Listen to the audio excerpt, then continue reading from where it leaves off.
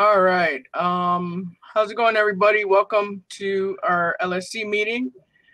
I'm sure we might have a few more people joining us.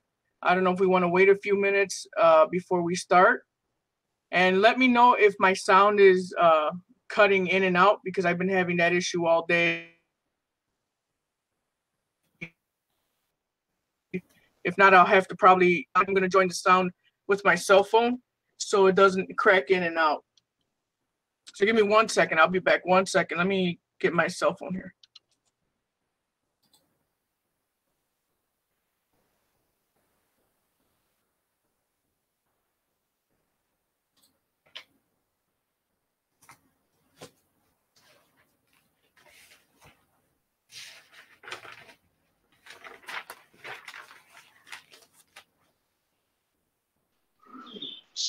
Welcome, everyone.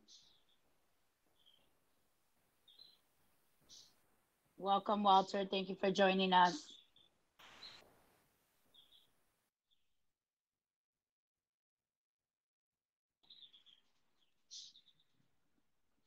Welcome, Chief. Hi, how are you? Good, good. Good to see you. Great to see you too.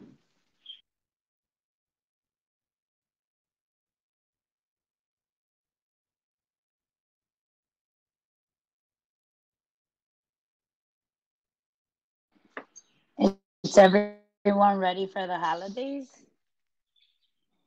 I don't think anyone's ready for the holidays this year, to be honest with you. I know. Christmas shopping has been very Amazon this year. I bet. And the stores are getting worse and worse when it comes to being socially distant. People don't care anymore. So. Hey everyone. Sorry about the delay. I switched over. Hopefully my sound is not breaking up continuously. Do I sound okay now that I'm talking from my cell phone? Yes. Yeah, okay. And I'm going to try to put the image on my computer so you can see me, and hopefully that's not too choppy. So I had to do that this morning. I had to use my phone for the audio and use my screen for the visual because it's just been choppy all week. So I apologize. All right. Hey, Chief. How's it going? All right. I guess we could go ahead and start it if you'd like to do roll. Yeah, there's a parent that's trying to get in as well. So could you give me a second so I could send her the information? Sure. Okay. Give me 1 second. Okay, so I did that. Good evening, everyone. Welcome to Steinmetz College Prep, our local school council meeting on December 9th. We will turn it over for a roll call to Master Sergeant Davis. And I'll go ahead and start recording right now. Mr. Jaramillo? Present.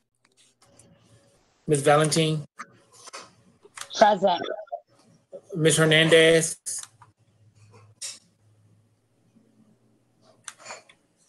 Sergeant Davis present. Mr. Keelis? Ms. Russo? Here. Mr. De Jesus? Present. Ms. Suarez? Ms. Lumpkins? Mr. Morgenthau? And Mr. Martin. 5 members present, no quorum. Time now is 5:05 p.m.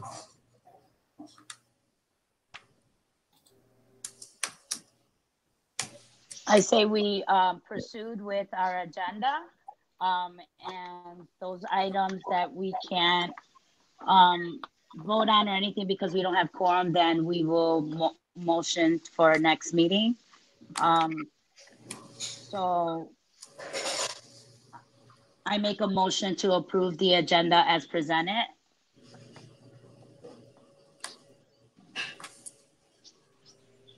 Do we still have to make the motions? If we don't have a quorum, we still gonna make them? So just go through, okay.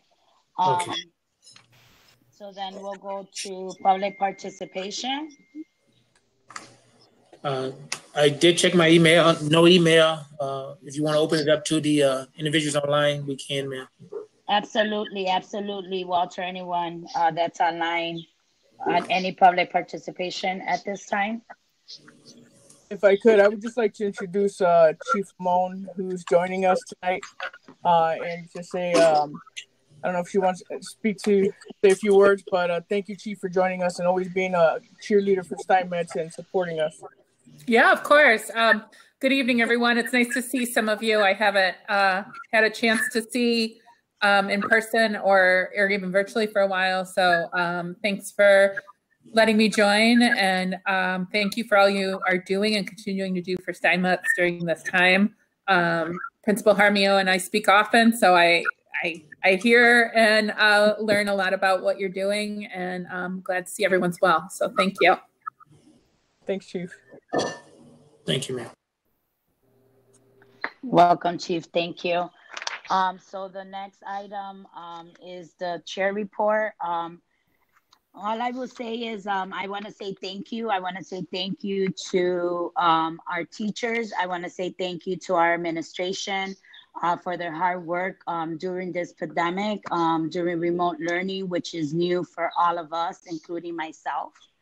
I've realized that through remote learning, the teachers are not only teaching my son, but they're teaching me as well. I see myself participating, not in front of the camera because I'm not allowed, but definitely hearing from afar, and to hear, teachers like Master Sergeant Davis, talk about real things that our students are going through in life and preparing them and engaging them. I think is important for especially a junior student that's feeling now all his opportunities are gone, right? So as I sit in the console, I always do things through the eye of my son, but advocating for all the students.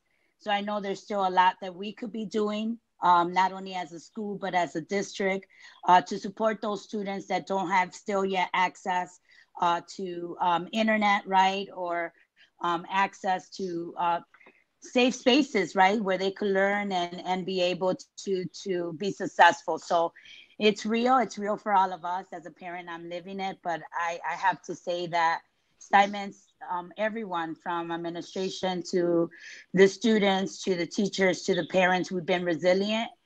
There's still a lot we need to do. So I'm glad you joined us, Chief, because one thing I wanted to bring up is Parent University.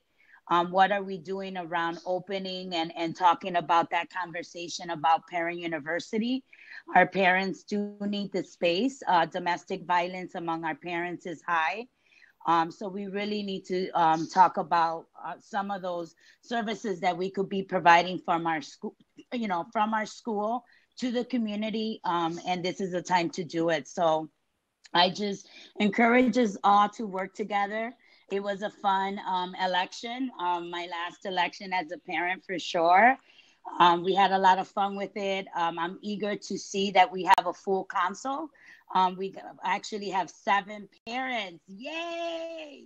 7 parents that are going to be in our council. And, I urge them to please get involved early on, join the meetings, be part of what we're doing, because it's going to be really important. So thank you all. And that's my report. Let's be resilient. And if you need help, we're here.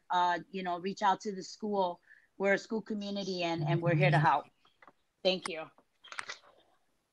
All right. So anyone, any committee want to chime in or?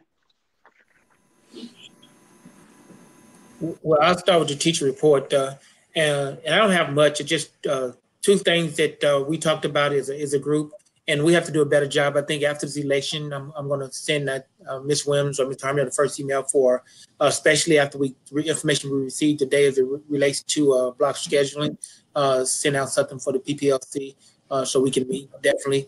But I do want to say that I actually received, and me and the other teachers is in the department, a really good data dump from, I said data dump from admin and also the other individuals.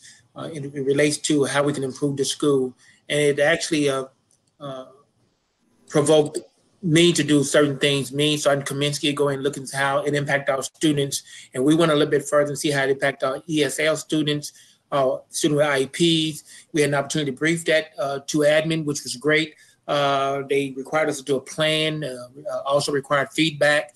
And also the other checks that is really helpful to keep you on your toes. And people say, well, you don't like admin checking everything, but I mean, you in your departmental meetings on Thursday, and actually it's really helpful because I think that's one of the greatest things about the remote learning is because we have our departmental meetings at the school all the time, and we do provide feedback, but I've seen admin almost in every one of my departmental meetings since I've been at maybe about 2 or 3 meetings. You never know if they're going to drop in. Ms. Williams dropped in last time. Mr. Jaramillo dropped in the first meeting. And it's just so they come there and then you have an opportunity to talk about those things that you're doing. And you get that support and you get answers right on the spot. And if you don't get answers right on the spot, at least you communicated that and you can provide feedback. And so we are very thankful for that opportunity from admin, but more so the data information that was pretty helpful and it was really transparent. When Ms. Jaramillo probably going to share this too, talked about how we're doing as teachers in the classroom and other things. And lastly, I would say that the Pineapple Classroom was a big hit. And I'd like to thank, and she's not here, Ms. Resney for opening up her classroom. And teachers are, and Ms. Russo talked about this last week, how Pineapple Classroom are doing those things. This is before we had classroom, but it was pretty helpful with all the other things that we did. So again, thanks to Mr. Jaramillo, and again, I'm very appreciative of the members here to push us forward to support our students. And we have a quorum now with Mr. Kelly. I think, let me just double check. No, we don't. We still got 6 members.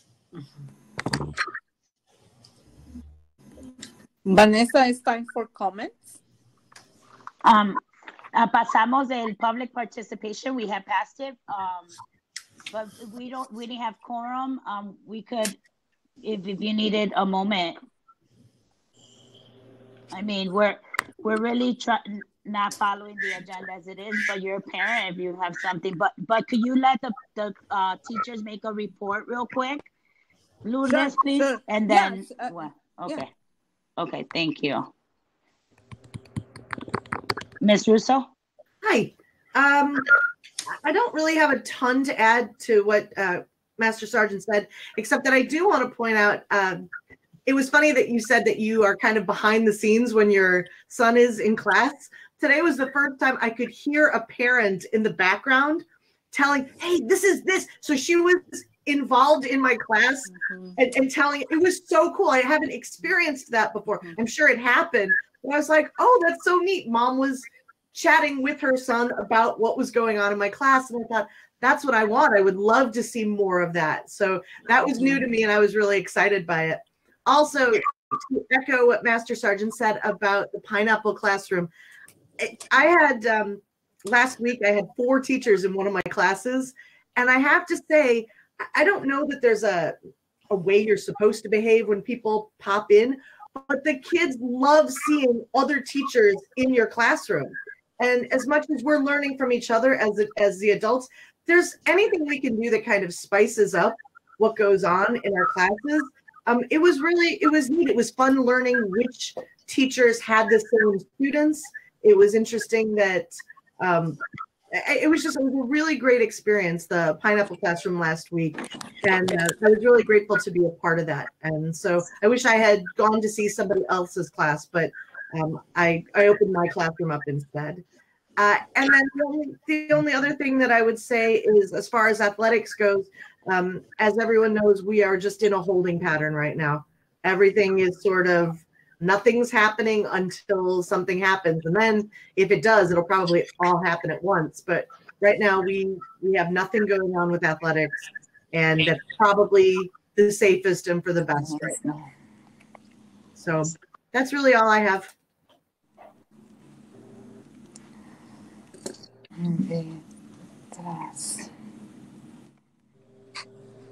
Thank you. Thank you so much, Ms. Russo.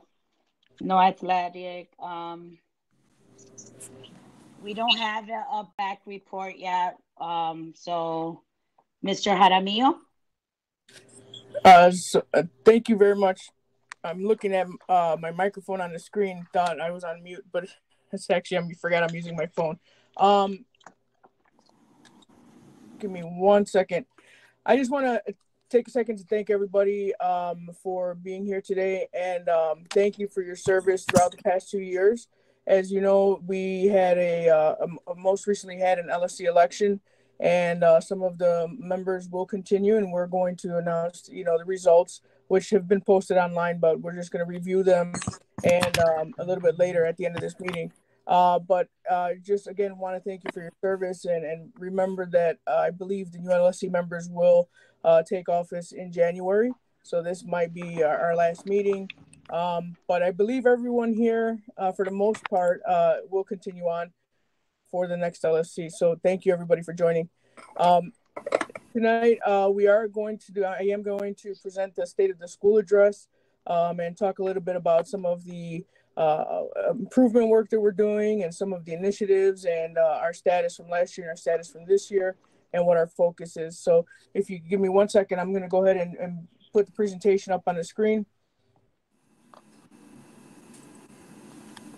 Mr. Jaramillo, I also want to do a disclaimer. I realize that some of our parents may need this in Spanish, so it is always available to them in Spanish if they let us know via the chat or via however they're able to let us know.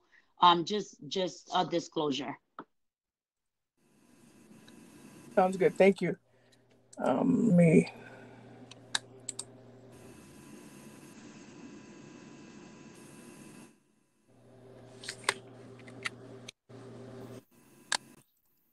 I apologize. Let me try this one more time here. I'm having technical difficulties here.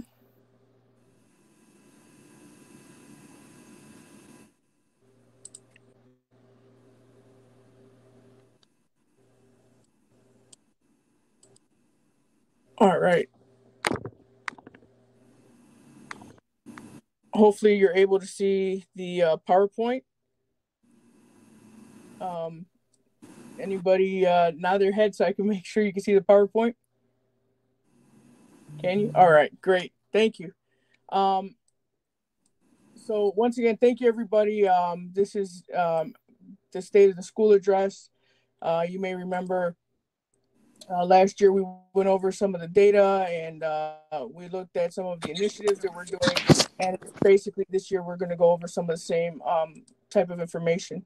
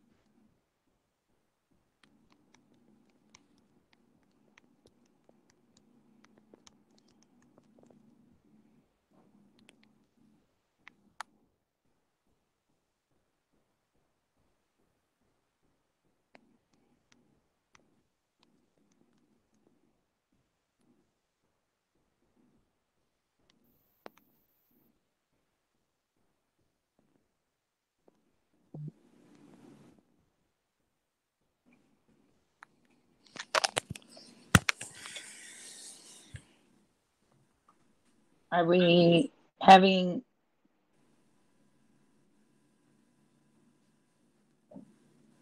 I can't hear you, Mr. Jaramillo.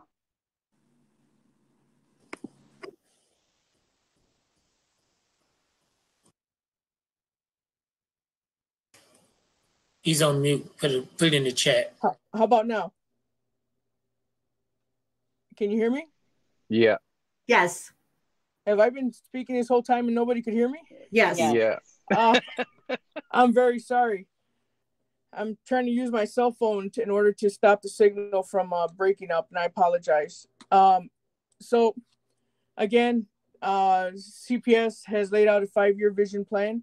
In 2019, as you may recall, we've talked about this 5-year vision where Dr. Jackson laid out this 5-year vision where basically our focus is success starts here, starts with us and starts here.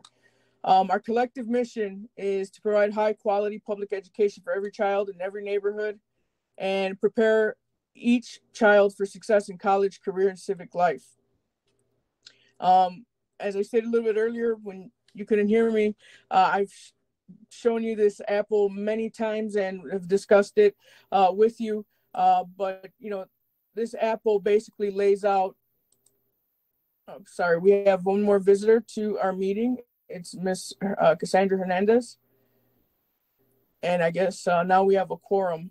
Should I continue my presentation or do we need to stop? Should we then approve the agenda and then go right back to your presentation? Yes, ma'am. Okay. All right. So, Master Sergeant, do you want to do another roll call just to roll call? Make sure everybody's there. I can, but I do put the time when they come in if you like. Okay, okay, perfect. Okay, that's fine. Okay, so then, so now we have quorum. Thank you, Council. We have quorum to move forward and approving the agenda as presented. Members that just joined, what we did was we went through the agenda already, which is being recorded, so it's on there as well, but we just need to approve the agenda. Okay, and so we're doing the vote now, so I can do the roll call for the vote if you like. Well, I made a motion. I'll second. Open for discussion. Close for discussion. Roll call vote. Mr. Jaramillo? Yes. Ms. Valentine? Yes. Ms. Hernandez? Yes. Sergeant Davis, yes. Mr. Keelis? Yes. Ms. Russo? Yes. Mr. De Jesus? Yes. Ms. Suarez is absent, Ms. Lumpkin is absent, and Mr. Morgenthau is absent, and Mr. Martin is absent. 7 yes, no no's. Motion passed 523. Great. So Mr. Jaramillo, do you want to resume your state of the address? Can we do last month's minutes, please, ma'am? Oh, yes. Yes, sir. So you're making the motion, Master Sergeant. I'll second it. Yes, I make a motion that we approve last month's LSC meeting. I'll second that motion. Open for discussion. Close for discussion. Roll call vote. Mr. Jaramillo? Yes. Ms. Valentine? Yes. Ms. Hernandez? Yes. Sergeant Davis, yes. Mr. Keelis? Yes. Ms. Russo? Yes. Mr. De Jesus? Yes. Ms. Suarez is absent, Ms. Lumpkin is absent, Ms. Morgenthau is absent, and Mr. Martin is absent. 7 yes, no no's. Motion passed 524. Thank you, Master Sergeant. Mr. Jaramillo, we turn it over to you. Okay. Thank you, everybody. Just before we continue on, for Ms. Hernandez and Ms. Baez that just joined us, we are recording this. So I just want to make you aware that we're recording this session. So hopefully everyone can hear me this time. It looks like you can, hopefully. I will go on to the next slide in the presentation. I've also reviewed these with you before, but these are the core values that we focus around on in CPS. Continuous learning, as you know, is one of our core values. And when we talk about the CIWP, it directly aligns with looking at resources and improving instruction for students. So every 2 years, as you know, our school creates the CIWP, and it's designed to be a living document regarding the priorities, the strategies, and our goals to drive our school forward. As you may recall, last spring, we completed our CIWP process and identified priorities, which we'll address in a little bit. And the CIWP, as you may recall, is every 2 years, and we're starting the first year of the 2-year cycle this year. and we'll have the current CIWP for 2 years. I've also shared this with you before. Looking at this graphic on the screen, it's basically trying to show the difference between equality and equity. A lot of time these words are used interchangeably, but they do mean two different things. If you look at the image at the top, labeled equality, you can see in this image, when everyone is getting the same tool, generalized practices don't meet the targeted needs of our student groups. So everyone has different needs, and if you give everybody the same thing, we're not meeting the needs of individual students to help them be successful. If you look at the term equity at the bottom of the picture, there you can see that each student is receiving the support and the tools that they need to help them move forward. And this is how we approach equity in CPS. To have a common definition of equity, to clarify, CPS defines equity as championing the individual cultures, identities, talents, abilities, languages, and interests of each student by ensuring they receive the necessary opportunities and resources to meet their unique needs and aspirations. In an equitable educational system, every student has access to the resources, opportunities, and rigor they need at the right moment in their education, irrespective of their race, ethnicity, gender identity, sexual orientation, language, learning path, accessibility needs, family background, family income, citizenship, or tribal status. In addition, I have shared this with you. Part of the 5-year vision, as a district, we've set some ambitious goals. With the release of the 5-year vision, we also have goals that are specific to our school community. As you can see here, we have the goals for high school and elementary school and early childhood. Some of the goals, 90% of the freshmen will be on track to graduate high school as a district. 90% of students will graduate high school within 5 years. 50% of students will meet college readiness benchmarks on the SAT, and graduates will enroll in college, 78%. And 60% of graduates will earn early college and career credentials. These are long-term goals. Remember that it's a 5-year vision, and these goals do take time to reach these 5-year goals. At Steinmetz, our vision is to provide an environment where our students will use their natural curiosity and talent to develop and hone the inquiry skills necessary to research, design, produce, and communicate creative solutions to real-world problems while being resilient, compassionate, and productive global citizens who are pursuing post-secondary education and careers. You may remember our previous vision. This past year, we've taken time to rewrite our vision so that it aligns to our STEAM standards, our IB, JROTC, and all of our other specialized programs, and also to align to those core values that we hold true to as a school community. Our mission is to reach our vision, and in order to reach our vision, students will develop and embody the following core values. So part of our mission is to embody strength, talent, resilience, empowerment, ambition, and knowledge. And so when you look at these core values, they basically outline the acronym of a streak and what it means to be a streak.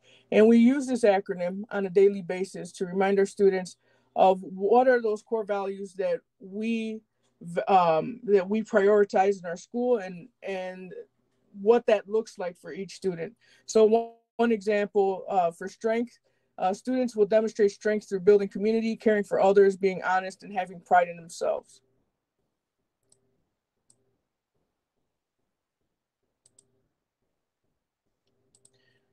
Looking back to school year 20, we had 5 different goals on our previous CIWP.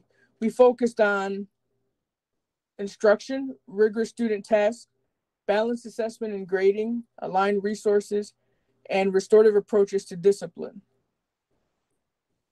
As part of these goals, we also identified specific areas of growth and implemented them.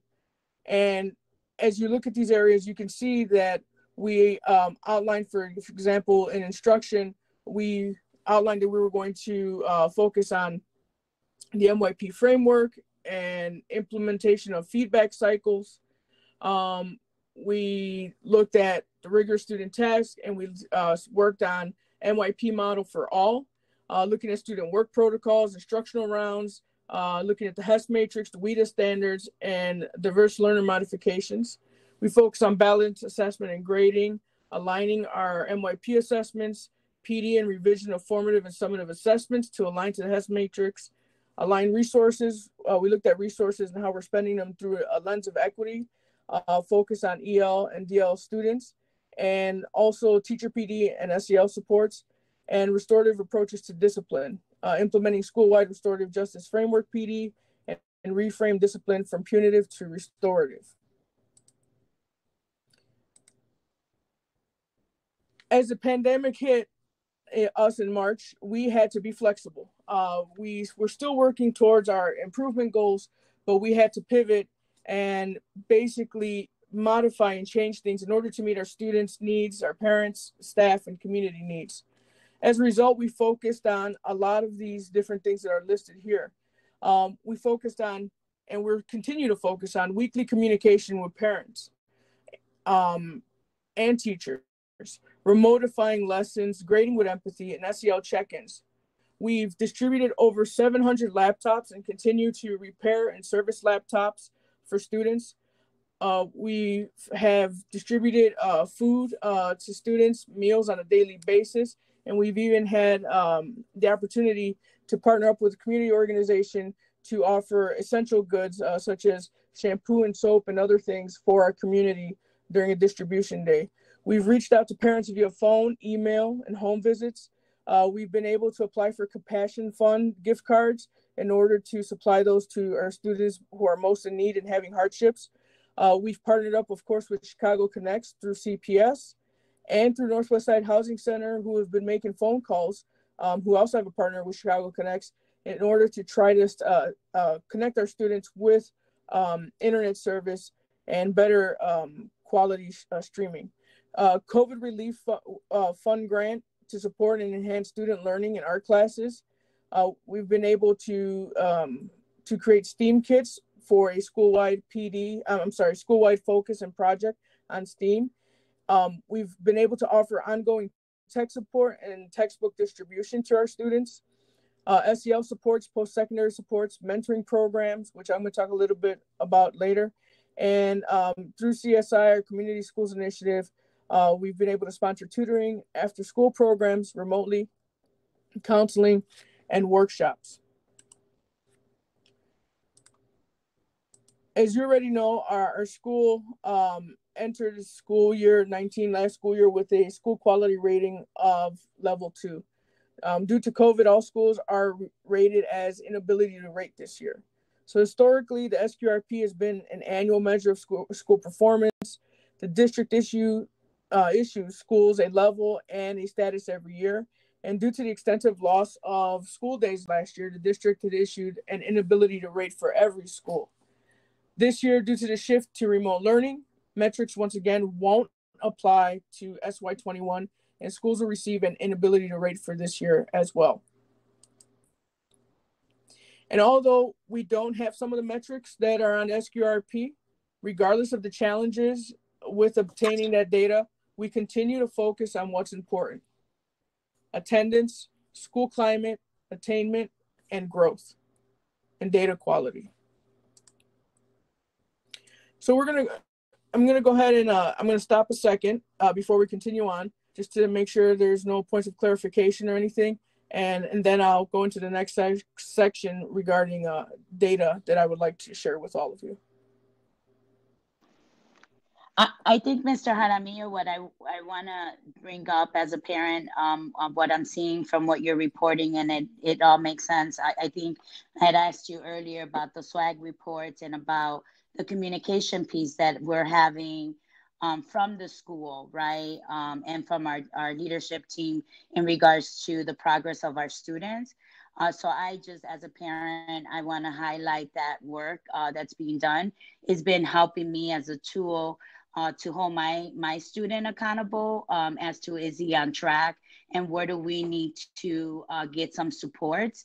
So I think that's something that has came out from that vision and that work. And I really want to say thank you because it is helping me to help my student be successful. Thank you. I appreciate you sharing. Just in case, just to clarify, on a weekly basis, part of our commitment is to communicate with parents and students and teachers.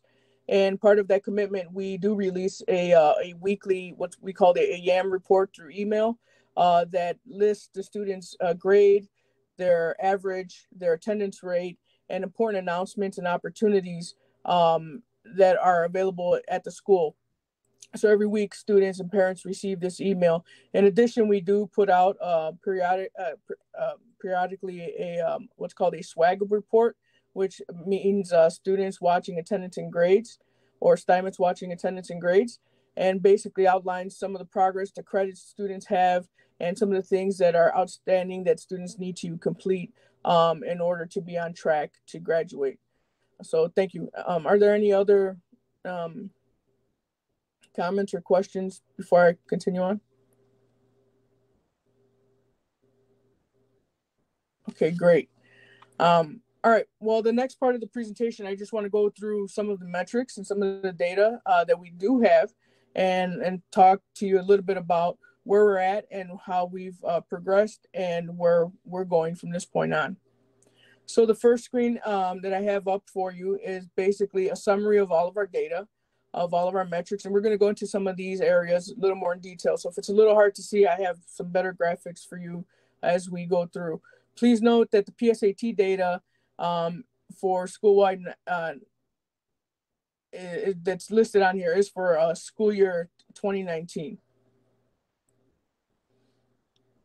So we're going to go through a little bit more in detail. So attendance by student group, as you can see from the graph, what you have is in light blue is the year 2019 and dark blue is 2020, the year we just completed, and the orange or yellow, depending on your screen, is basically our goal for the end of 5 years.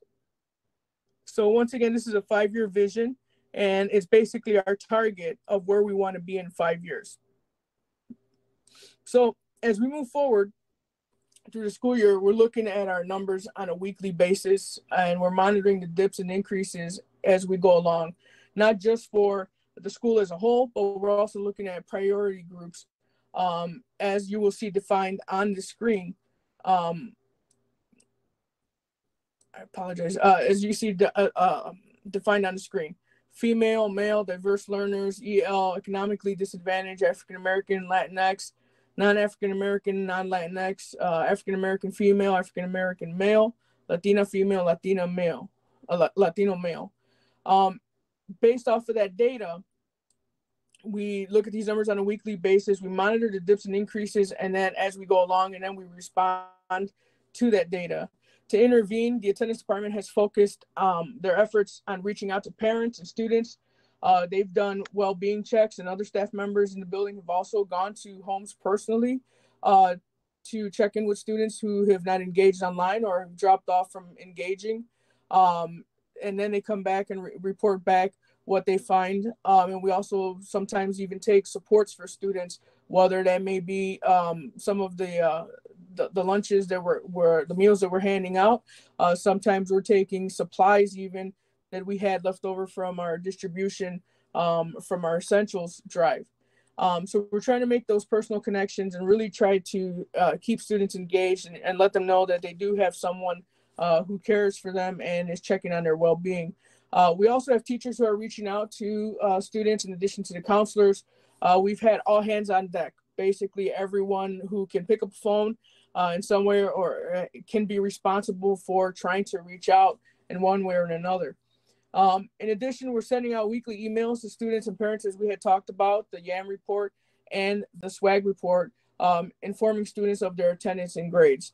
So attendance does look a little bit different on in a remote environment, because it can be a little more challenging. There are issues with connection and different things, but we are still taking the same steps with actually, more of a lens of when we check in with students, trying to find out what are some of the reasonings as to why they can't connect, why they can't make it, and see how we can help them to keep them engaged in school as we move forward. The next slide refers to our PSAT outcomes.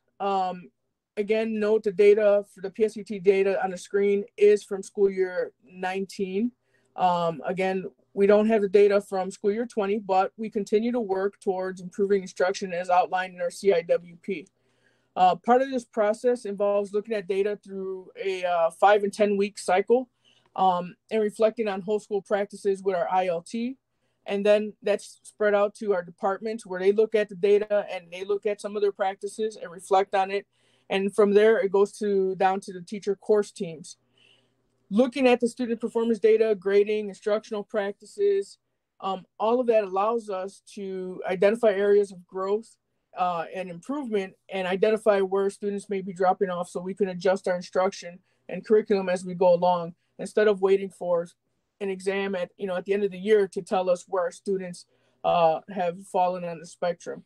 So it's really important that we continue to analyze data and use the local data points that we do have direct access to and that we can rely on in order to monitor our students' progress as we go towards these benchmarks and reaching the skills and teaching to those skills that our students need.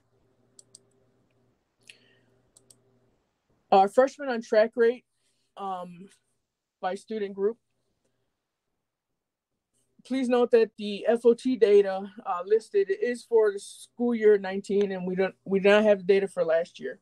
But regardless, we are still analyzing student data, responding to the trends, making student connections, and offering support. We have a strong freshman on track team this year, and they really have taken the structure and taken time to reassess what that support looks like for students, not only in a remote environment, but as a team. What does support for freshman students look like? So they analyze student data and we monitor failures in the core classes. We look at overall failures, we look at attendance, and we also look at improvements. And based on that data, we offer students help in the classroom. We speak with teachers in the students' classes to see what works and what doesn't work for individual students. And we assign check-ins so individuals could check in with students as needed. In addition to that, we also do work with our counseling team, and we try to find those SEL supports that may be necessary in order for students to feel better adjusted to our school environment. One of the challenges that we're working on is trying to figure out, especially for freshmen, how do we create that connection, that personal connection for students who may have never been in our building before. We started off remote. At least our other students, if they're not new to the school, our sophomores or juniors, they've been in the building, they've met some of the personnel, and they've created those personal connections. Unfortunately for our freshmen, they haven't been in the building, so they may not know everybody. They may not have friends on a widespread basis or made those connections. And those are some of the things that help them to be comfortable and to be successful. So we're trying to reach out, and teachers are trying to personalize their instruction and have meetings with students and breakout groups and different things to check in with them and to let them know that they do have somebody who cares about them and about their success. I know these graphs are a little small, but I'm going to go through them in detail in the next two slides. Basically what you have here is the 5-year cohort graduation rate by student group and the 4-year cohort graduation rate by student group. The 5-year cohort graduation rate, in this particular graph, what you can see here are basically our 5-year goals. And you see from year to year what the percent change has been. And then you see the progress towards the goal.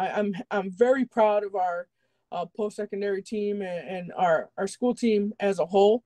We've made some improvements in this area of the 5-year cohort graduation rate. And as you can see, that we still have some areas that we need to improve on and we're working towards, but we've had some growth and some success in the areas of male students, assigned males. We're improving in that category. EL students, 5-year cohort graduation rate. for African American students, African American males, a tremendous jump to 24.8, Latino males, and Latina females. Oh, I'm sorry, African American females. Had something in the way here. We've met our goal for African American females. Now the goal is, how do we maintain that growth, and also looking at how do we now work with some of the other areas to bring up the growth and to continue reaching towards our improving and meeting our goals. For our 4-year cohort graduation rate, we've also had some successes in this area. I'm very proud of the work of our teams. Again, we are improving in many of the categories for the 4-year cohort graduation rate, for assigned females, assigned males, diverse learners, EL, economically disadvantaged, Latinx, African American female, Latina female, and Latino male. And we're, again, areas that we need to look at closely to try and improve: African American, non-African American, non-Latinx, and African American male.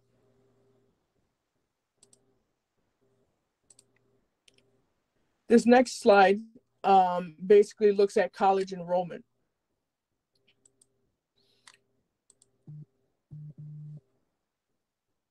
In this particular slide, we have, I apologize if it looks a little blurry, but we have made some improvements in this area as well.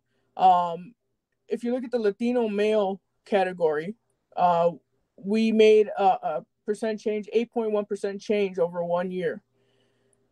Remember, we've had a lot of challenges this past year, and some of the rates of students going on to college or post-secondary opportunities has been impacted by the pandemic and finances and so on, and the uncertainty. But in this particular area, although there's some areas that we need to focus on, specifically if we look at African American students and specifically African American males, in 1 year we've lost some headway in this area, and we had a change of 28.3%.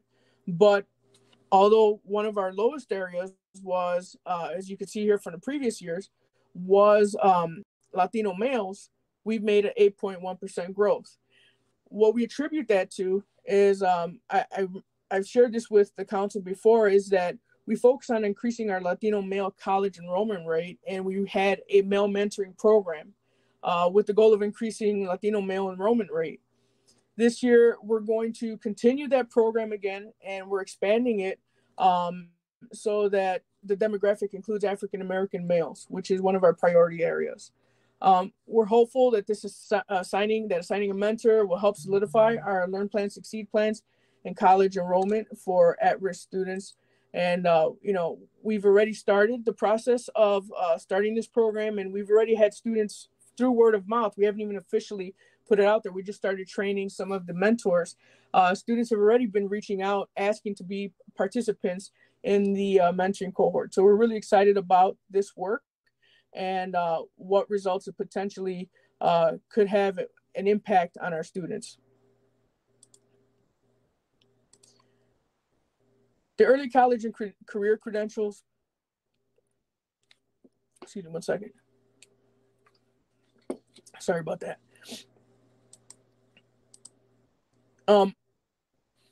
This is an area that we're looking at closely.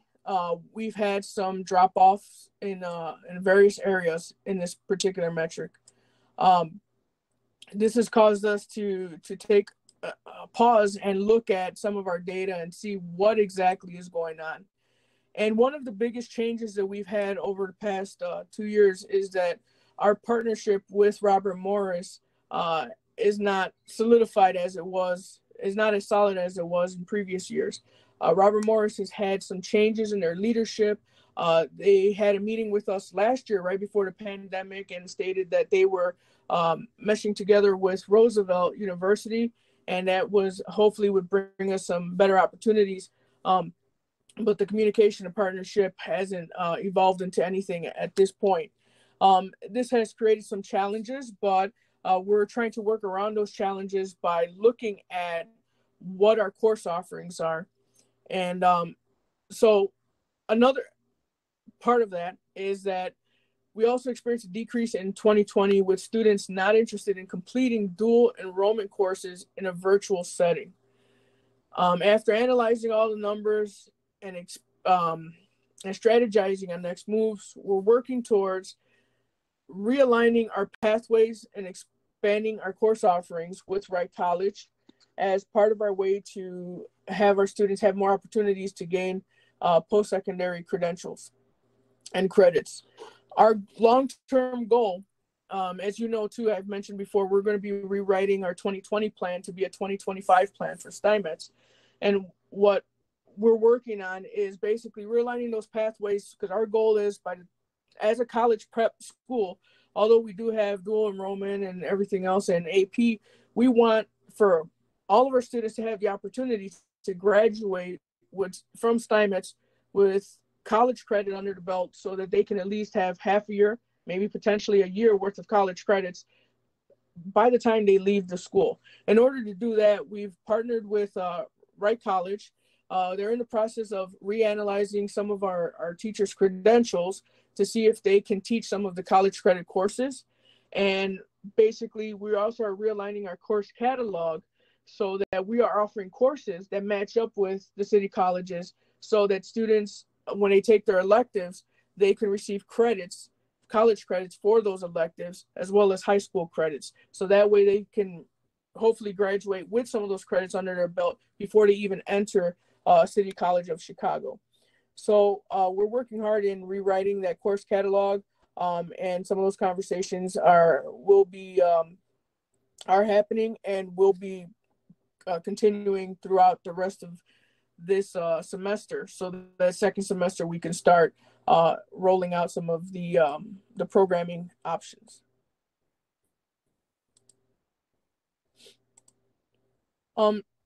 This next slide references Learn, Plan, Succeed. So the graph above, it shows the finalized plan by pathway. These percentages indicate plans as of May 2020. So some students may change their plans, and over the summer we had a summer melt team. Basically they work with our graduates on their post-secondary plans to make sure they follow through with them, and they offer them advising, support, and engagement throughout the summer. This past summer we had 2 full post-secondary coaches and 1 part-time counselor working with our students on their summer melt plans. And our Learn, Plan, Succeed deadline for the class of 2021 will be early May 2021. So we're proud of this work. We're very excited to announce that 100% of the class of 2020 completed their Learn, Plan, Succeed plan. Continuing with post-secondary, here are some of the initiatives and things that we're doing to address the data for the early college and career credentials and Learn, Plan, Succeed. As I mentioned, we're expanding the dual credit courses offered at Steinmetz. We're offering more dual credit courses that do not require placement tests for eligibility.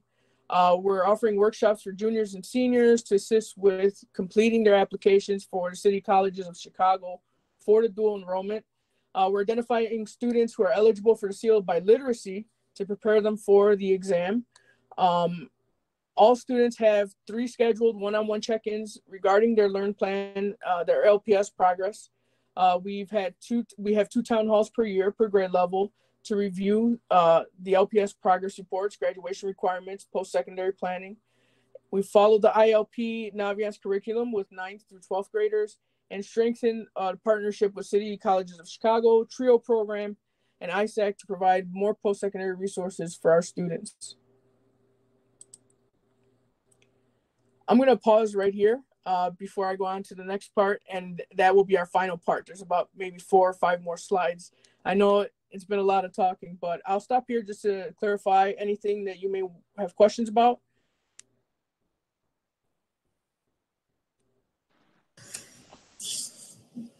Sir, I know we don't have our data for, this year is related to our SAT data.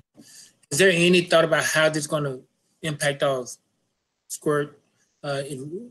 SAT data also PSAT data. Is that any way how that's going to impact our school rating next year? Right now, we're focusing on the data points that we have throughout the school year and seeing how we can improve towards those standards. I really don't have information for you of how that's going to impact us going forward in the future. I'm sure that's a question in everybody's mind right now. But as far as us as a school, we're going to continue, as you know, Master Sergeant, we're going to continue refining our assessments and refining our unit plans and lesson plans to align with those standards so that we continue to teach those essential skills that our students need to be successful. So the work doesn't change. Maybe the way it's calculated, maybe the comparisons change, but the work, we continue working towards those metrics and towards growth as we go forward. And one last question. I know we're talking about it in the post-secondary team. Has college shift, and this is not related to our data, but have college shift a thought it relates to students going, is it more dependent on GPA now versus SAT? Do you have any communication with any of the colleges relates to those things? That's actually a national conversation right now. I actually just seen something recently on the news about it when they were talking about, our college is going to reconsider how they allow students or what requirements, because there's a lot of data points that are missing for students. There's a lot of opportunities through, that are missed through remote learning. And if they're going to change basically their acceptance criteria. So as we go forward, I'm sure this is going to be a point of conversation. And, I know that we have a great post-secondary team, and I know that we get a lot of support from the district and the network regarding post-secondary. So I know for a fact, we were just on a post-secondary meeting yesterday.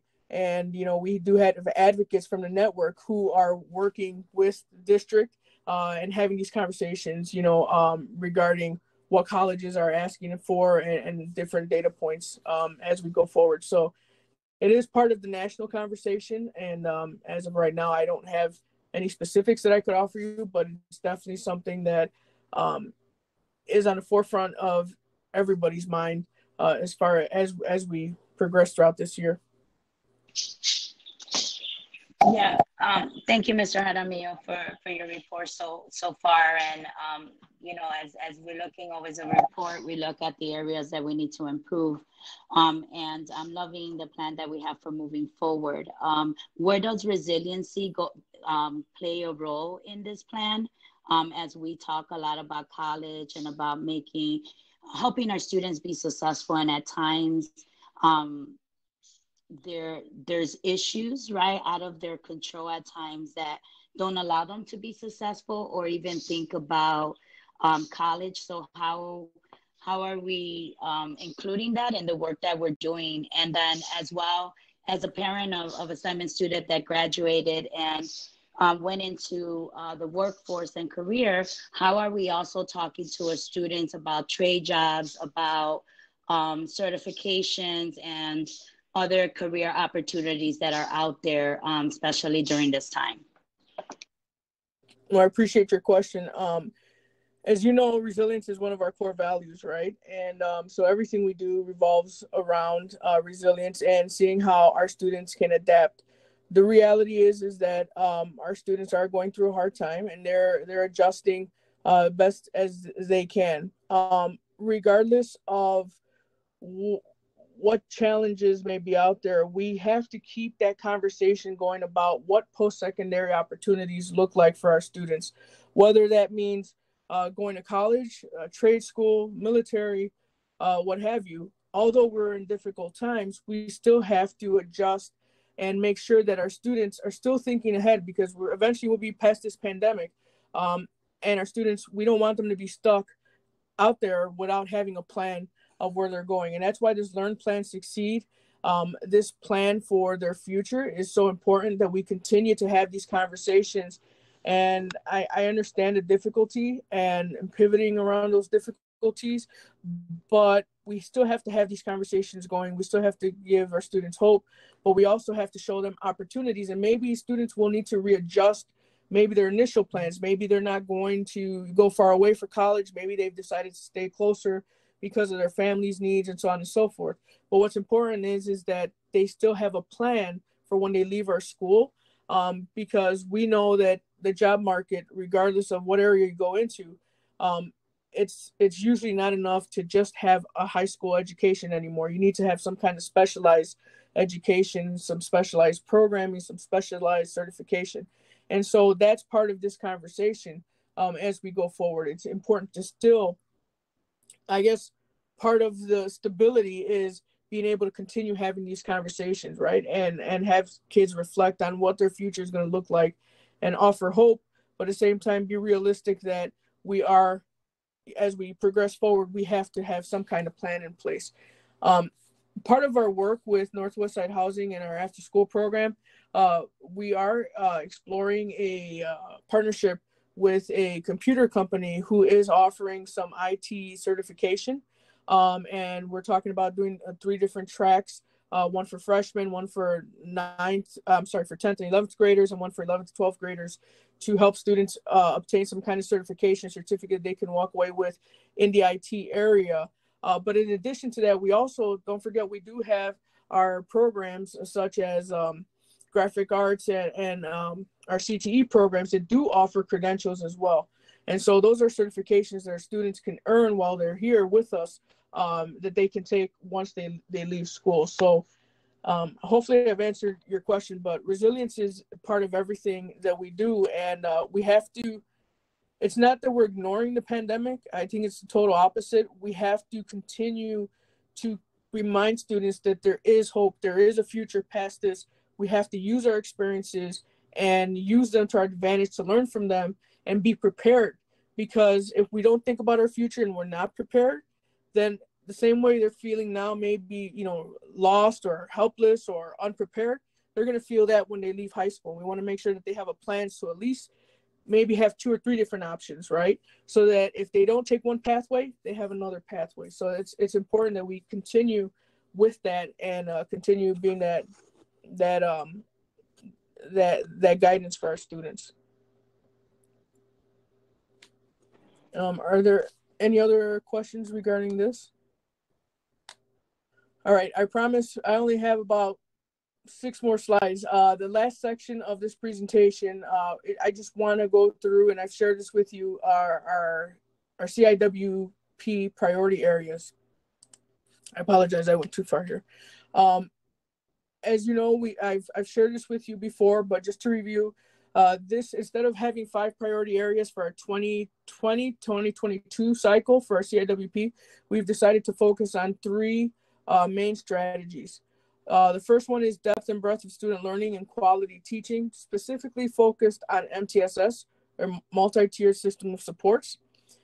Strategy 2, same category, breadth of student learning and quality teaching, but focusing on curriculum, which is one of the priorities we've focused on previously. And strategy 3, which is a new one as part of the CIWP process, which is something that we've talked about for a long time: quality and character of school life, student voice, engagement, and civic life.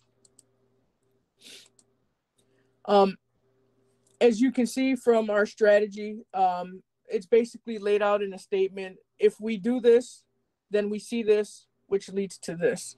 And so if you put it into that context, our statement is, if we create an MTSS team focused on developing a menu of interventions that outlines supports, systems, and structures for tier 1, 2, and 3 interventions, then we see teachers tracking growth of all students, specifically students receiving tier 2 and 3 supports, to determine and implement needed adjustments throughout the intervention cycle based on multiple data sources, which leads to an increase in the percentage of PSAT cohort growth percentile, freshmen on track, and attendance. That's saying a lot, right? But basically what we're trying to do is create a structured system of support, which is something that we've been lacking for many years, a formalized system of support in which we can have supports for all students, supports for groups of students, and supports for individual students. And part of that system is identifying what supports individual students may need, or groups of students, and then moving students between different tiers in order to have different tiers of interventions so that they can receive that specialized support that they need in order to be successful. Some examples, just a few examples. We have about 10 different milestones or goals or things that we're going to work on specifically. But one thing I had mentioned is one thing we're going to do is, in the next 2 years is create an MTSS team. As you know, I shared with you before, we have a tiers grant, and we're working with the district in currently training our teachers, a group of teachers to be ambassadors to work on conscious discipline. In addition to that, we're working on one of our teachers has taken the lead. Actually, two of our teachers have taken the lead in helping with substance abuse and identifying strategies for substance abuse and students who may have substance abuse challenges. We have other, actually, Mr. DeJesus has taken on, and we have somebody else who has volunteered to take on communicating what this system of support looks like for parents and for students. So being a communication between the school and the community. We've also have groups of teachers who are working on these interventions to bring it to their colleagues so that they can look at what the interventions are in the classrooms.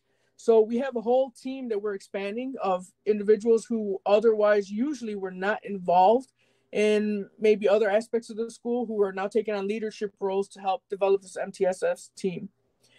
So we're working on the training and practice right now.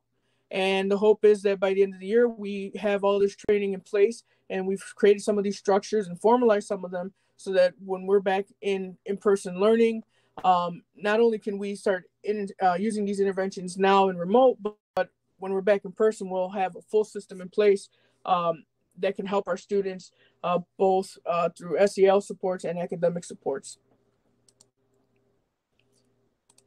Our second strategy is depth and breadth of student learning and quality teaching curriculum specifically.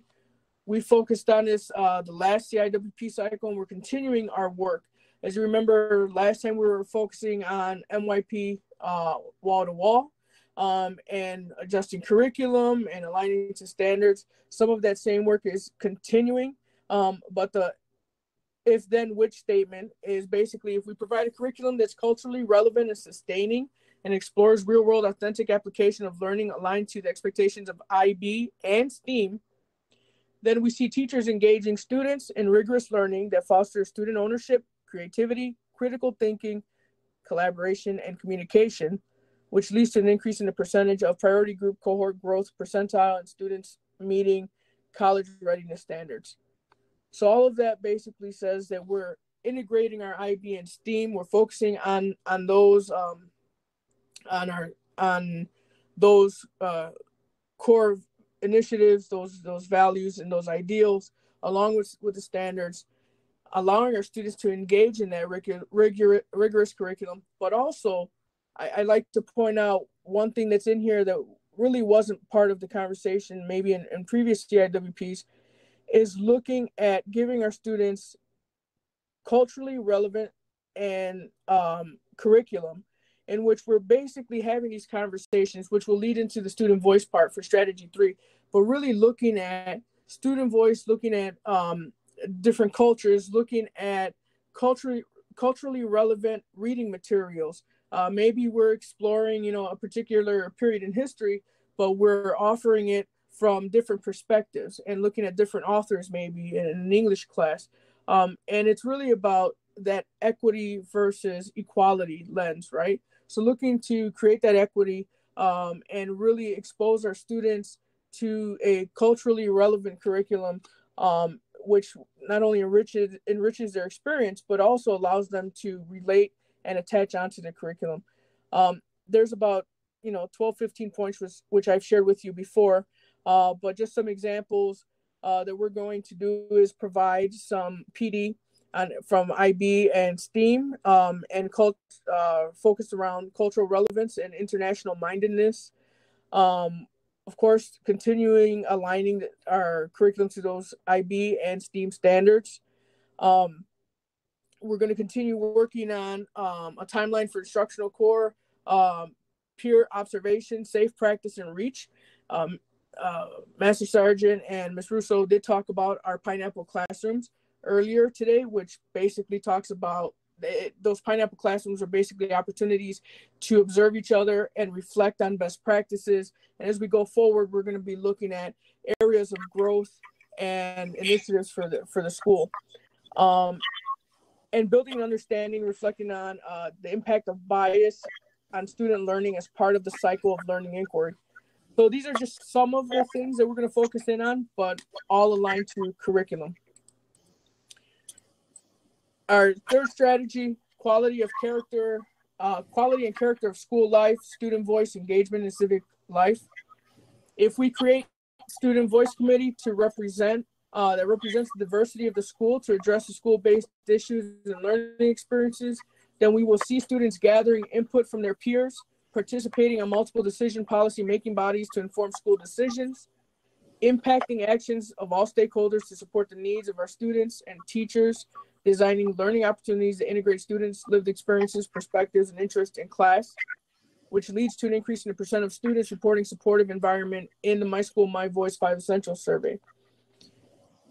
Again, it's a lot that's being said there, but basically we all agree through our surveys and discussions, one of the biggest things that's missing at our school is the inclusion of student voice, and making sure that our students' needs are being met, whether that be through course selections and offerings, whether that be through student government, whether that be through civic engagement, participation, but listening to our students and asking them to help us make those decisions that benefit them, but also in a responsible way in which all stakeholders could be involved and really trying to work together as allies with students to raise student voice. Whether it's participatory budgeting, as you can see with our student voice committee in the past, when they came and spoke to the LSC about some of the projects that they wanted to do and the excitement they had as they made change in the building from the lunchroom to the water fountain to other things that they asked for, whether it's through that or through collaboration outside of school, or meeting with their peers inside schools and having those tough conversations about race and equity and bias, and giving students that space and adults that space to work with students and feel comfortable working with students on addressing some of these issues that otherwise would go hidden under the radar or not discussed, kind of almost like it was taboo, right? So we want to be able to bring that voice out in a respectful manner and allow students and adults to engage in these conversations and engage in this work as we move forward, and making sure that the curriculum reflects that, and that we're also expanding our culturally relevant text in the classroom in order to mirror what our students' backgrounds are, and allowing students to have feedback.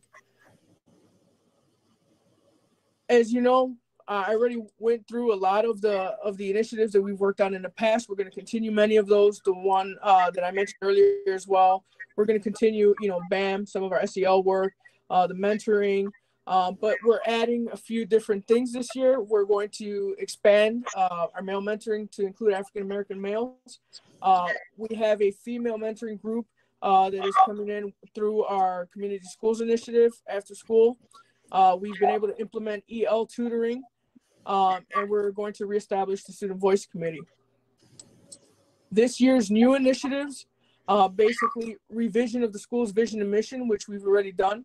We're going to build out those the MTSS system and formalize it, realign some of the course offerings, and expand opportunities for college credit, as we've seen through the data for early college and career credentials. Inclusion of multicultural texts in English and social studies, expansion of the school-wide STEAM initiatives and projects, EL and DL priority group data reviews to monitor student progress, EL and DL specific PD to build teacher capacities around strategies and how to best support students and best practices, and train staff on restorative practices and conscious discipline. And finally, one question that Ms. Valentin always pushes back and always asks every time we do a presentation like this or a presentation to the school community is, how can families help? How can they stay engaged? What can we do? Your partnership is critical to everything we do. We need our parents to be a part of this process. We need parents to attend parent night meetings. We need engagement when we announced we're having, you know, a meeting for the grade levels. We need parents to participate in college planning workshops with their children, FAFSA or college applications.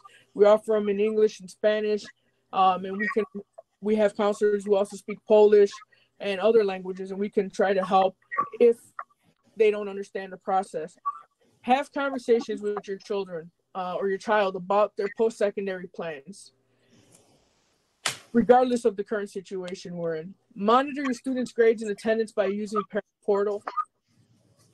We're your allies. We're here to serve you. Don't be afraid to reach out to our staff for support. You can reach out to a teacher if you feel more comfortable with a support staff member. You can reach out to them. We have many great advocates in our building who will do everything they can to find out information for you and to help you with your child. If you suspect there's something going on in your child's life that maybe you just can't put your finger on, but you just know something's not right, reach out. We have school social workers, psychologists, supports, counselors, coaches, even, you know, people who may pay attention to those things or be able to, you know, help your child and speak to them and help them through a difficult moment. Begin having conversations about post-secondary plans as soon as freshman year or earlier if you have youngsters in the house. It's never too soon to start talking about post-secondary. And schedule a meeting with your child's counselor to review their transcripts and the status of their Learn, Plan, Succeed plan. It's important that this happens on a regular basis so that students, not only are they aware, but parents are aware of where their child is on their path to graduation, because sometimes we don't want to wait till it's too late, even though there's multiple opportunities that we try to inform students to work with students, but there's nothing more valuable than having that parent support and that parent eye on looking at students' transcripts and, you know, being that voice in their ear. You know, you have to go to night school, you have to register for this, or you need to go to tutoring, or are you struggling, or, you know, how can we help you? So your partnership is critical, and we want to make sure that we encourage you and support you in any way we can to help you with our students and your children. That's pretty much the presentation. Thank you for giving me this time to go through this lengthy presentation. If you have any questions, you have my email, you have our school phone number. Please feel free to reach out or reach out to any of our staff members. Are there any questions or clarifications needed for that last section of the report?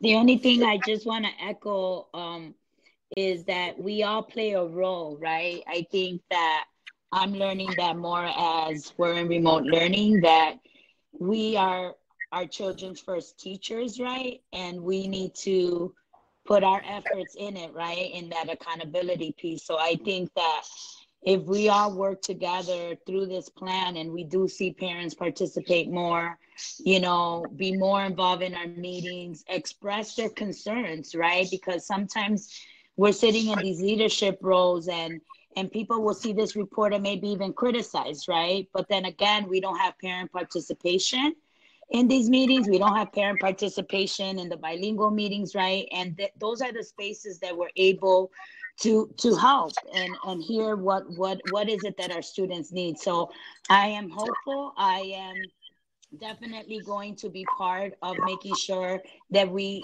have success in the next years. We have to stay true to our African American students. If that is the population that is needing right now, we need to focus on that. So I make my commitment as a member to help you, Mr. Jaramillo, in making this plan a success. Thank you. I appreciate that. All right. If there are no other questions or points, there's just a few announcements that I would like to make. One is tomorrow, I've sent out the emails, posted on the website, and sent out the phone calls. We have the principal meeting at 6 p.m. until 6:30, And from 6:30 to 7 o'clock is our PAC meeting, PAC organizational meeting, our second attempt to have a PAC meeting tomorrow. So I invite everyone to join, please. And let's try to get this rolling.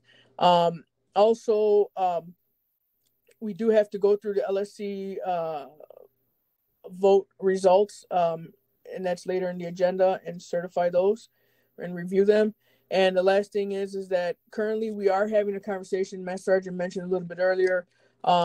We have been talking about remote learning as a staff and about some of the challenges and some of the good things that have come out of it as well. There's been a lot of learning by the staff, and our staff has really taken this on. And I was at a meeting a day or two ago, which a staff member said, remote learning is very interesting, and they were actually grateful for this opportunity because both students and staff, students and teachers, are on basically the same playing field. We are learning from each other.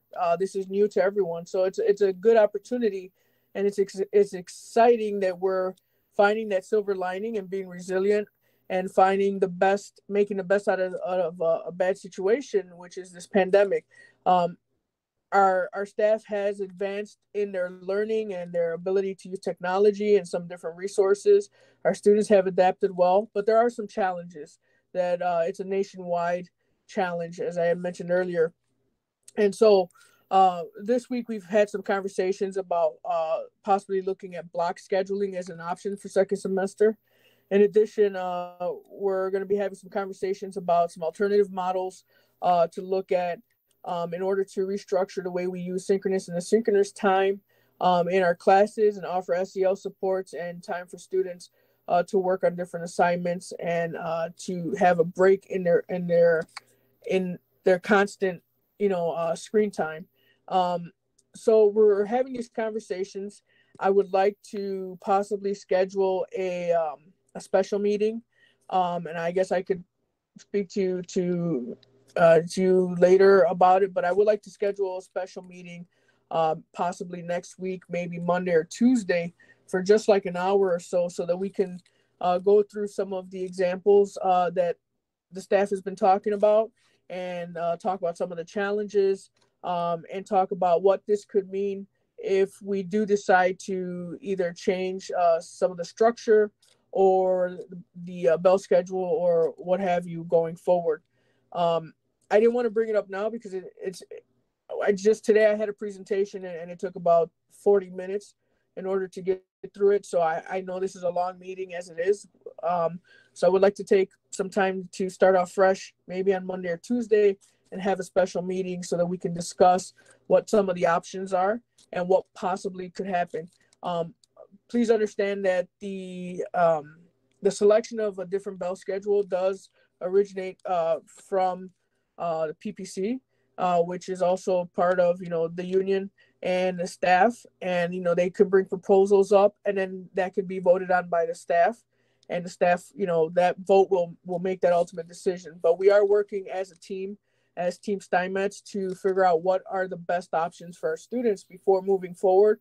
And we're looking at whatever we decide to do, whether it's adjust our current learning with our current schedule or adjust the bell schedule, whatever it is, we want to make sure that it's supported and that we have enough time to communicate it to everyone and be sure that we are planning ahead so that second semester it can take effect.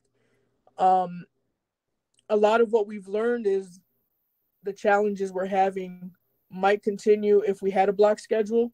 And what we need to really focus on is looking at some of those structures, those best practices, mindsets, and different things, and supporting teachers with opportunities for learning that are going to support classroom instruction.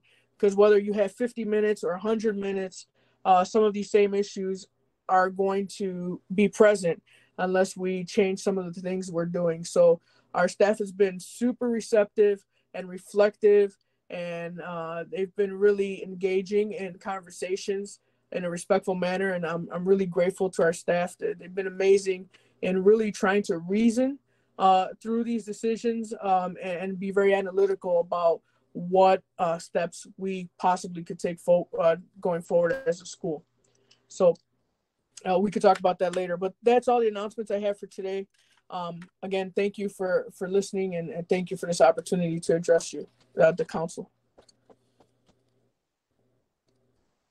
And that concludes the principal's report. Thank you, Mr. Jaramillo.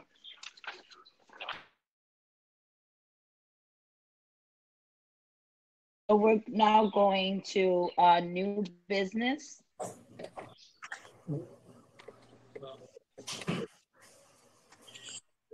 There's a motion, then I can make the motion to certify the election as a result of the vote counted and published on December 1st, 2020.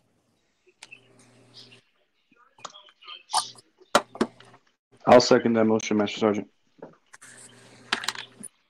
Open for discussion. Yeah, I'm just wondering, should we take an opportunity to read it out loud, or do we just go based off of the documents that I sent you from LSC Relations? Yeah, we're in open discussion now. I think we're open discussion. Yeah, so yeah, I'm just wondering if should we announce it before we actually take a vote, what the results are? Yeah. I mean, I could just read through it during this open discussion just so that everybody knows what the results are before we certify them. Yeah, and I think maybe explain the process, how it show it on the screen. A little bit about the process. Yeah, so basically we had a local school council election about was it 2 weeks ago on report card. I mean, what was it, about 2 weeks ago? I forgot the exact date. December 19th. December 19th. Okay. No, not December 19th. November 19th. November. Okay, November 19th. And based off of that, then we had to basically allow for mail-in ballots as long as they had the postmark date of the election date. And we had to wait for all that to come in. And then basically representatives came in from representing local school council relations and the election board. They came in and counted all of the ballots and gave us the result totals. And so at this point, what we need to do is just basically certify the results and basically just certify that the council is aware of the results in the advisory polls for the non-teaching staff representative, and certify that there are no ties, and then we could move forward. So as a result of the election, the parent representatives, there were 6 parent positions, and there were 6 parent candidates. So all 6 candidates have made it onto the council. There were 3, I believe, I'm kind of looking at this paper wrong here. I believe there was 4 candidates for community, and there's 2 positions. So I forgot, I should have mentioned the name. So the parent representatives that are going to advance to being on the council in January are Ms. Vanessa Valentin, Cassandra Hernandez, Lourdes Y. Sanchez, Mercedes Aguirre, Javier Toledo, and Juan Arzuaga. The community representatives who were selected are Jose Quiles and Norma Lopez. We had 2 high school student representatives that ran, and there's only 1 selection, and the winner is Katie Cervantes. Okay, Katie. And then we have 2 teacher representatives. There's 3 candidates, and the winners are Master Sergeant Davis, Cornell Davis, and Miss Robin Russo. And we had 1 person running for non-teacher staff representative, which is Mr. Angel De Jesus. So these individuals will make up the next council coming out in January. So I just wanted to make sure I put that into public record and make sure that we read out the names, and then we could continue with the motion that's on the floor. For public record, what was the total amount of voters? I believe the number was, give me 1 second. I will get that for you.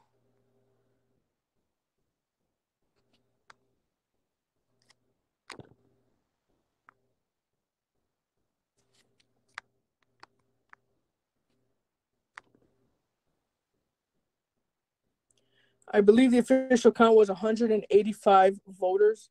I believe that's for community and parents. That's not counting, staff or whatever, but I believe that was the spindle number. Total of 185 votes. It's possible some of the election judges had mentioned that they believe that may be a record turnout. On average, in one of the meetings I was in earlier in the year, LSC Relations has said on average for a regular election, there's about maybe 45 to 55 participants. And this year, they expected a lower turnout because of the pandemic, but we had 185 for our election. Is it possible for the record, because this is being recorded, could you give the numbers of the votes for the 4 candidates? The 4 candidates, meaning for community. Community. Yeah, actually, the report that I have only lists the winners, but I believe it is available on the Steinmetz website. So I'm actually going to go to the Steinmetz website to see if I can get the vote totals there. But I believe it was posted on the Steinmetz website. Yes, sir, it is. Okay, give me 1 second. Do you have access to it right now, Master Sergeant? If not, I got to look for it on the website. Yeah, I'm on there. Okay, if you could read it off, I'd appreciate it. Okay, election results for parents. You want to go through parents first or just community? Mr. Keelis was asking specifically for community, but Okay, community. Ms. Morgenthau had 14. Ms. Baez had 27. Ms. Keelis had 157. And I don't know if it's a Miss or Mrs. Lopez, I'm not for sure, but Lopez had 139. Oh, that was Miss Lopez. Miss Lopez. Okay, great. Would you like for us to read off any of the numbers for anybody else? It is on the school website, though. I found it as well. Thank you. You're welcome, sir. Sure. Any other comments on open discussion? Close for discussion. Roll call vote. Mr. Jaramillo? Yes. Ms. Valentine? Yes. Ms. Hernandez? Yes. Sergeant Davis, yes. Mr. Keelis? Yes. Ms. Russo? Yes. Mr. DeSuze? Yes. Ms. Suarez is absent. Ms. Lumpkins is absent. Ms. Morgenthau is absent. And Mr. Martin is absent. 7 yes, no no's. Motion passed. 33. Thank you, Master Sergeant. Thank you. A question that's not related to this, though. Do we have to have another organization meeting, or we just continue forward? Organizational meeting should be in January. Yeah, honestly, I haven't seen any guidance from LSC Relations. I'm sure that's going to come out soon, but I would assume the same thing. Mr. Keelis has been on way longer than I have on council, so he probably knows better than I do, but I would assume, yes, that we would have an organizational meeting in January, even though the dates have already been selected and everything. But I will give you any information that I receive regarding that. And if we do, we probably can combine them both or whatever and just try to make it that we don't put a light on January meeting. Yeah, I agree. Yeah, we could find out with LSC Relations. Mr. Jaramillo, could we make sure that we start communication with the new parent-elects, just so we could start getting them engaged, maybe even sending an email for the meeting tomorrow, just to get them involved? Sure. Okay, thank you. You're welcome.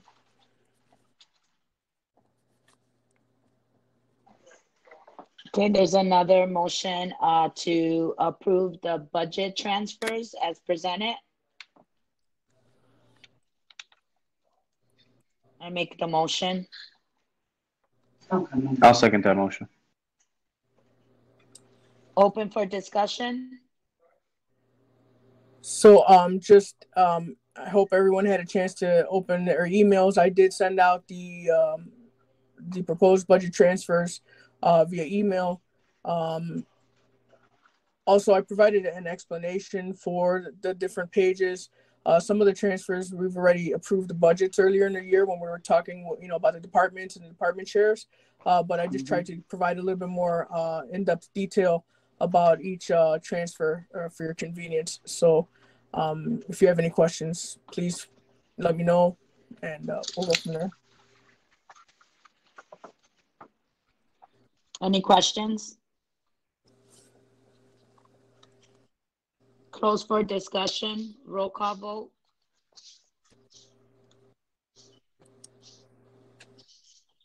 Mr. Jaramillo? Yes. Ms. Valentine? Yes. Ms. Hernandez? Mr. Davis, yes. Mr. Keelis? Aye. Ms. Russo? Yes. Mr. De Jesus? Yes. Ms. Suarez is absent. Ms. Lumsden is absent. Mr. Morgenthau is absent. Cal Martin is absent. Yes, no no's. Motion passed 6:36 p.m. All right. Thank you, everyone.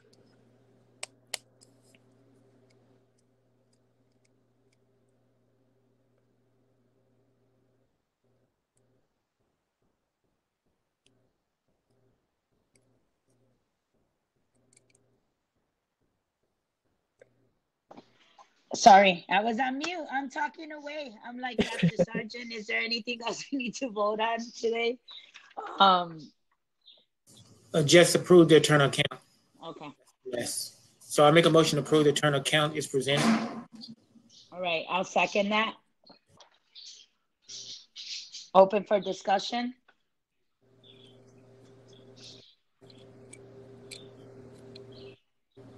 Close for discussion. Roll call vote. Mr. Jaramillo? Yes. Ms. Valentine? Yes. Ms. Hernandez? Yes. Mr. Davis, yes. Mr. Keelis? Aye. Ms. Russo? Yes. Mr. De Jesus? Yes. Ms. Suarez is absent. Ms. Lumpkins is absent. Mr. Morgenthau is absent. Mr. Martin is absent. 7 yes, no no's. Motion passed 6:37 p.m. Great. So any final thoughts, anything any council member needs to add before we adjourn our December meeting? I just want to take a moment to thank everybody again and wish you a safe, healthy, happy holidays or break. And I am always thinking of all of you. I'm so concerned over this pandemic, and especially our school and our community being in one of the high COVID areas, one of the highest in the city. And every day is a challenge, and I think about our students, and I'm grateful for how we've all come together as a community for the best interests of our school community. And I'm just want to say thank you, and be safe, be well, and take care of each other. We have a lot to do ahead of us in the next few years, and there's a light at the end of this tunnel with this vaccine rolling out. And it's just a matter of time before we'll be back in having all of our events and special activities, and our meeting at the school building, and meeting Perry University, and having our barbecues and activities and everything else that we do that makes us so special. So again, just thank you, and take care of yourselves. Yes, I would like to say something. I would like to thank the community for that vote of support and confidence that they gave us. And I also want to thank the parents and to make sure that I let the students know that I've been there for all these years, and I will continue to help and support the students as much as I can. And that I wish everybody, all my colleagues, those that are not coming back and the ones that are coming back, I want to welcome them. I want to also tell all my colleagues and everybody to have a happy Christmas and a happy New Year. And I hope that everybody's safe and their families are safe. And we'll see you next year. Thank you.